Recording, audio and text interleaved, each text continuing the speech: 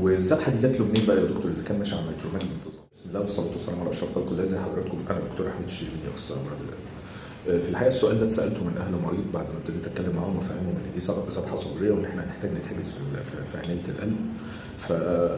واحنا بناخد بقى وندي في الكلام، وعرفت ان هو متشخص ان عنده قصور في الشريان التاجي. في الحقيقه ابتديت اراجع العلاج اللي كان مكتوب له، وكان علاج محترم جدا.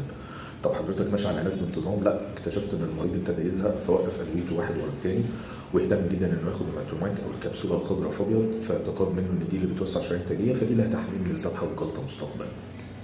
طيب احنا اتفقنا قبل كده وقسمنا الادويه لنوعين: ادويه بتحسن الاعراض وادويه بتقلل حدوث المضاعفات زي الجلطات والذبحات والكلام.